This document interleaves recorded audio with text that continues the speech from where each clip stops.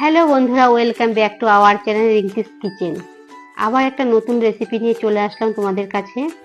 Veg ডাল, খুব simple, খুব টেস্টি একটা রেসিপি নিয়ে আসলাম। তো এটা আমি খুব অল্প সময়, খুব সহজেই আমি একদম প্রফেশনাল নেমন্ত্রণ বাড়ির টেস্টে এবং স্বাদে এবং গন্ধে আমি এই রেসিপিটা করে দেখাবো। তো সমস্ত সবজিগুলো আমি কেটে ধুয়ে নিয়েছি আর মশলাগুলো নিয়ে নিয়েছি। খুব অল্প মশলা, আমি সবসময় তরকারিতে অল্প মশলা ইউজ করি, কারণ আমাদের বাড়িতে বেশি মশলা পছন্দ করে না।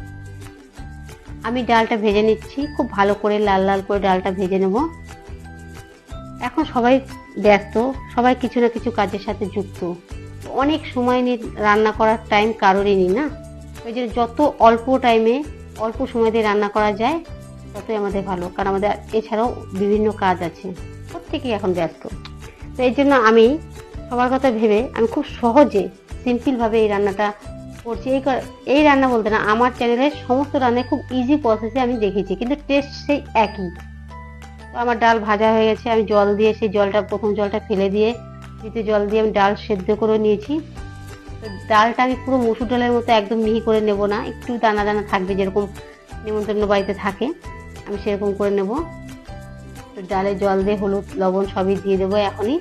তো ফোটার পরে আমি এটা নামিয়ে, তো সমস্ত জল দিয়ে আমি নামিয়ে নিয়েছি। তো এবার আমি কড়াইতে তেল দিয়ে সামান্য ঘি দিয়ে আমি সমস্ত সবজিগুলো ভেজে নেব।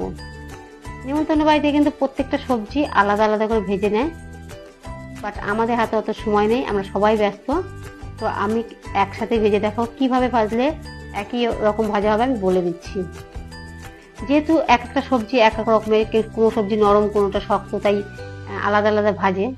তো আমি যেহেতু গাজরটা শক্ত, তাই গাজরটা আগে দেব, আর আর ফুলকপিগুলো একটু পরে পরে দিয়ে ভাজবো। তো আমি গাজরটা ভেজে প্রথমে দিয়েছি, গাজরটা একটু ভাজা হলে তবে আমি ফুলকপিটা দেব।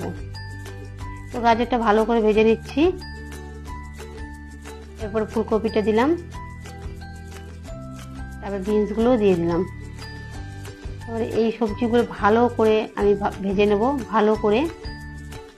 তো খুব ভালো করে ভেজে নিচ্ছি, ঢেকে ঢেকে আমি ভেজে নেব।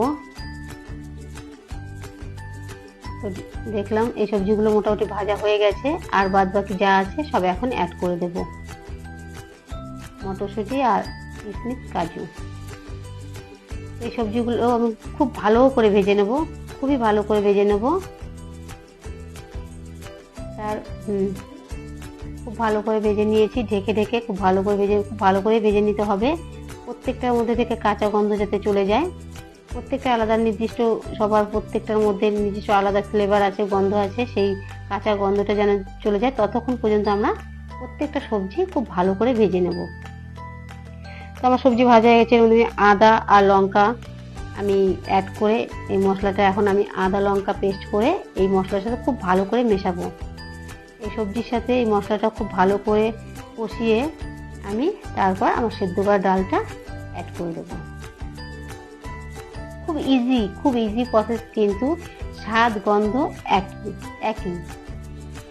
আমি খুব শর্টে করে দেখিয়েছি, কিন্তু স্বাদ গন্ধ একই হবে। বন্ধুরা, তোমরা ট্রাই করে দেখো। তো ডাল ঢেলে দিলাম, এবার ডালটা খুব ভালো করে ফুটবে, অনেকক্ষণ আমরা খুব ভালো করে ফোটাবো।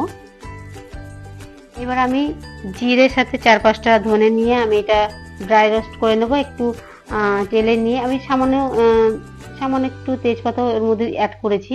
তো গন্ধটা না বন্ধু খুব ভালো হয়। তো 3টে জিনিস আমি ভালো করে ভেজে নিয়ে আমি গুঁড়ো করে মশলা করেছি, সেটা এখন একদম লাস্ট ফিনিশিংয়ে আমি দিয়ে দেবো। দেওয়ার পরে আমি নেড়ে চেড়ে একটু চিনি দিয়ে, গরম মশলা দিয়ে আমার রান্না কমপ্লিট হয়ে যাবে। তো বন্ধু, এই রান্নাটা খুব ইজি এবং টেস্টি, তোমরা প্রত্যেকে করে দেখো। যদি ভালো লাগে লাইক কমেন্ট শেয়ার করে আমাকে একটু এগিয়ে যাওয়ার সাহায্য করবে। আর যদি আমার রান্না ভালো লেগে থাকে তাহলে অবশ্যই আমাকে সেটা কমেন্ট করে জানাবে। আর কি কি রেসিপি তোমরা আমার কাছ থেকে ইজিভাবে দেখতে চাও সেটা অবশ্যই আমাকে জানিও, আমি তোমাদের ইজিভাবে করে দেখাবো।